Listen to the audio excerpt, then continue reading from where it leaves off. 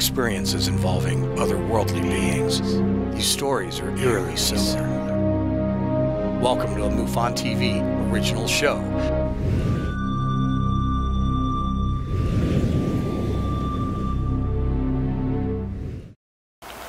You know, they made the movie Fire in the Sky, and you're certainly on record as not being too thrilled with the way they spun it, and certainly with the visuals. I think they went steampunk aliens. Let's talk a little bit about how you feel about that film. Well, I think, you know, I still look at the film as a net positive in terms of, you know, getting people to at least pass through the kind of emotional experience that we lived through at that time. You know, the fear and horror and shock of what happened aboard the craft. You know, what they portrayed there leaves you with the same emotion, but it wasn't at all what happened. And that was probably the most unfortunate thing about the movie, and probably the filmmakers, you know, came to regret it as much as anyone. But I've, over the years, collected emails and such letters from people expressing the desire to see a more accurate remake. And I think that'll happen someday, because the key things that people wanted to, you know, experience for themselves vicariously with a film were what they didn't get with Fire in the Sky. But the background, the emotional interaction with the family, law enforcement, the community, all of that, you know, that's, you know, some pretty powerful stuff, and that was represented pretty well in that movie. You know, the way the film unfolded was different than a traditional movie. It really took you into the story, and we didn't even really get to the meat of what happened until almost, what, 3/4 of the way into the film. And that approach is echoed in the documentary as well. It unfolds in such a way that we don't get to the meat of what really happened until midway into the film. And I think it's an interesting coincidence, but it worked in both pieces. It was the reenactment, the part of Fire in the Sky, that bothered you the most, or? Oh yeah, you know, that was the greatest criticism I would have. There were a number of fictionalizations throughout the film that, you know, I was against initially, but I came to understand you got to do this if you're telling a story that spanned, you know, many years in 90 minutes. So there's a shorthand that's necessary to make it even intelligible to the audience. But everything that happened aboard the craft was practically in real time, and that was the greatest deficiency there. So in doing this recent documentary, the Travis film, it was an opportunity to sort of allow people that vicarious experience with some reenactment that you know, would sort of correct that deficiency from Fire in the Sky. You know, while we were working on the film, I got the opportunity to take a stab at the reenactment sequence myself. So we did this thing in my studio, and you know, we didn't have a huge budget, but my whole concern through the whole thing, as we made it and as I put it out, was that you at least didn't hate it as much as the one in Fire in the Sky. So, you know, we looked at it again, and we're going to show the audience right now. This actual cut did not end up in the film. We used bits and pieces of it. So this is the only place that you're really going to see it intact. So let's take a look.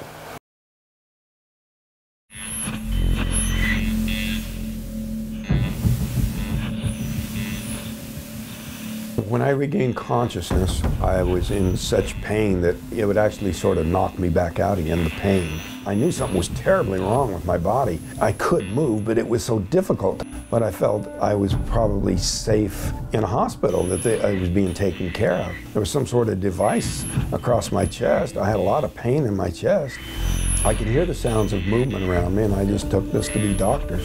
Then when I looked in the direction of the movement sounds, I could see blurry forms that I thought were doctors wearing surgical caps and masks. So when I sharpened the focus in my eyes, I could see that was not the case. I was looking into the face of this creature. Then I knew I was in very great danger. And here this face was so close to me, another right behind him. The fear gave me the strength to raise my arm. It pushed the one that was standing close to me back, and he fell into the other one. I was rolling away from him, and this object across my chest fell off.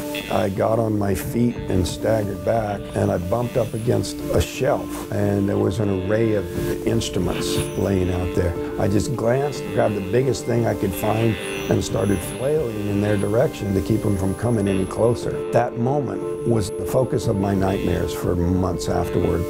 They stopped with their hands extended towards me and staring in a way that felt invasive and intrusive, like they were looking inside of me. It was horrible. I came to realize that it had to do with the stare, and the stare was them trying to reassert control, I think. Once it was apparent they weren't going to physically or even telepathically control me, they turned and left the room. What did you think? I would say, you know, there's been quite a number of reenactments that have been added to various documentaries over the years, but, you know, that's, the best of the lot. So, you know, of course, with a limited budget, it's never going to be perfect, but I thought it was very much in keeping with what I experienced. What did you think of the kid that we got to play you? Well, he had a certain resemblance that fit that in. He was a better fit as an actor than D.B. Sweeney, who played me in Fire Than Sky, as far as being my type, you know. Yeah, you know, we went out and we found the flannel shirt, and we put a lot of work into just trying to make sure that there was at least a reasonable resemblance. I'm very gratified to know that you appreciate that piece and that it was okay, because that was my main concern. I'm like, when this is done, I don't care what other people say, but I don't want Travis to hate it. And so, you know, I'm just really happy that you like it. And this is the first time it's been put out, so hope you enjoyed it, audience. And don't forget the movie, Travis, The True Story of Travis Walton, the final executive producer director's cut is going to be mass released somewhere big. And you can get other versions of the film online. There's a lot of people, especially that go to the ET conferences, that actually wish it had happened to them. And I'm sure you've heard that from time to time. What do you say to people that are like, wow, I wish I had something like that happen to me? I say, be careful what you wish for. But, you know, as time went on, I came to realize that much of what the negative aspect of what I went through was a misunderstanding of my situation. You know, I said even fairly soon after it happened that the response and the reaction I got almost overshadowed the fear and shock that I had of the experience itself, because it was protracted. It just went on and on. It wasn't going away. At least the shock and fear that I had was short-lived. But a whole lot of stuff conspired. Circumstances came together to make what happened aboard the craft much more frightening than it would have been had it not been that way. All sorts of things, you know, to wake up disoriented, not being certain of where I was, and to suddenly realize you're trapped. To feel like you need to flee or fight and you can hardly move, that just adds to the fear, and you're trying to summon up more adrenaline, more energy with which to, you know, fight or flight. And all of those things combined with the feeling that I was mortally wounded, you know, that's very life-threatening. But above all, the feeling of suffocation. The one scene on in From Fire in the Sky, where the actor is held down on the table and there's a membrane over his face and he's struggling to scream through it, struggling to yell through it, breathe through it. It didn't actually happen. There was no membrane. But if you were to show an actor looking panicked and breathing hard, you wouldn't really get the connection to the feeling of suffocation, because there's nothing that will cause more panic in a person more than that. And so that, you know, set the stage for all these other factors that contributed to my fear level being off the charts.